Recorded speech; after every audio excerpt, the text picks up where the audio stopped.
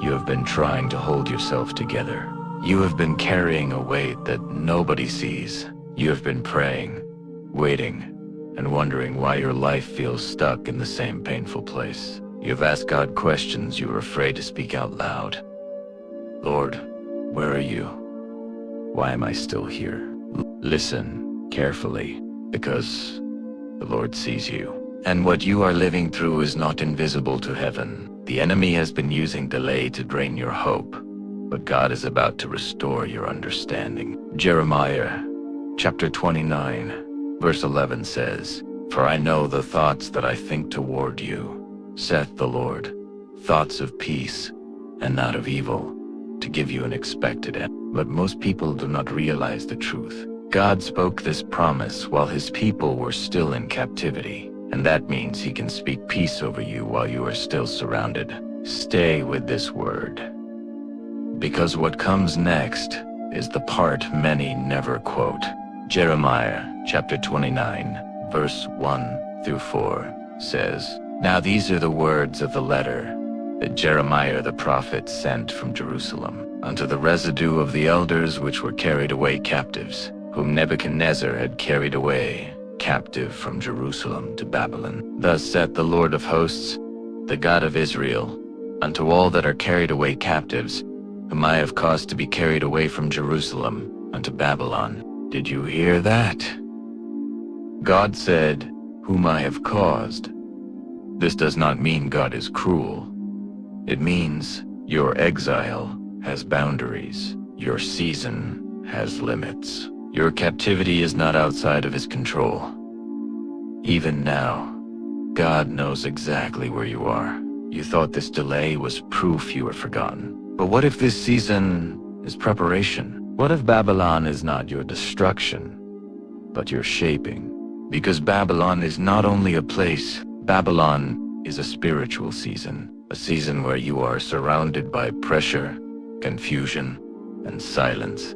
A season where you feel far from what God promised. But God still speaks. And now, the Lord gives an instruction that shocks the mind. Jeremiah chapter 29, verse 5 and 6 says, "Build the houses, and dwell in them, and plant gardens, and eat the fruit of them. Take ye wives, and beget sons and daughters, that they may be increased there, and not diminished." God told them to build in Babylon. He told them to plant while they were still captive. He told them to increase where they expected to collapse. Listen carefully. This is not a small command. This is heaven declaring that your current season is not meant to destroy you. It is meant to mature you. Some of you have been waiting for life to begin again. You keep saying, "When I get out, then I will have peace." But God is saying, build now, pray now, grow now. Do not diminish, because God does not give instructions to people he has abandoned. He gives instructions to people he intends to restore. But there is something else you must understand. Not every voice around you is from God. Jeremiah chapter 29, verse 8 and 9 says, "Let not your prophets and your diviners that be in the midst of you deceive you, for they prophesy falsely unto you in my name. I have not sent them, saith the Lord." In captivity, false prophets were promising quick escape. They spoke smooth words. They offered fast relief. But God warned his people because false hope is dangerous. It makes you impatient. It makes you angry at God when the timeline does not match your expectations. Matthew chapter 7, verse 15 says, "Beware of false prophets, which come to you in sheep's clothing, but inwardly they are ravening wolves." Some voices sound spiritual, but they are poison. They tell you God has abandoned you. They tell you your life is over. They tell you to stop trusting. But the Lord is saying, do not listen, because delay is not proof of rejection. And now God reveals the hard truth. Jeremiah chapter 29, verse 10 says, "After 70 years be accomplished at Babylon, I will visit you, and perform my good word toward you, in causing you to return to this place. 70 years, not 7 days. God was not giving them a shortcut. He was giving them a guarantee. It was signing, this will not last forever, but you must endure. Habakkuk chapter 2, verse 3 says, "For the vision is yet for an appointed time. Though it tarry, wait for it, because it will surely come. It will not tarry." Your season has an appointed time. Your delay has an end. God is not wasting your years. He is using them. He is removing what cannot go with you into your future.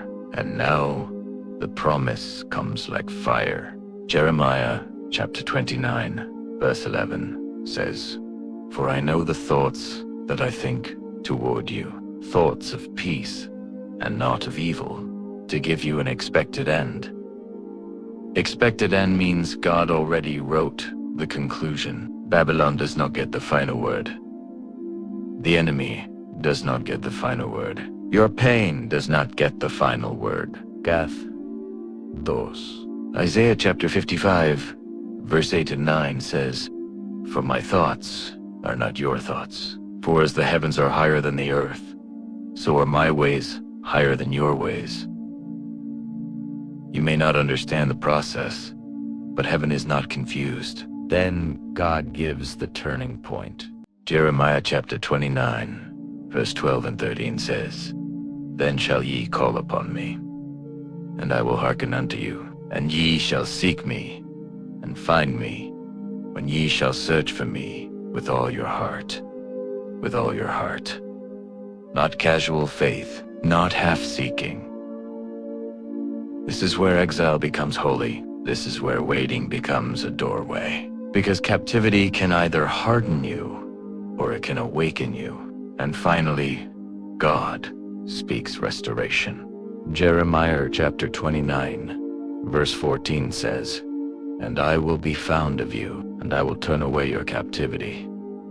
And I will gather you, and I will bring you again." It will turn Italiano. He will gather you. He will bring you again. Joel chapter 2, verse 25 says, "And I will restore to you the years that the locust hath eaten." God restores years. So now pray. Pray. Father, in the name of Jesus, strengthen the one who feels trapped in Babylon. Silence every false voice. Give them peace in the waiting. Teach them to build, to plant, and to grow. And as you promised in Jeremiah chapter 29, verse 14, turn away their captivity. Restore what was lost. Heal what was broken. And bring them into their expected end. In Jesus' name, amen.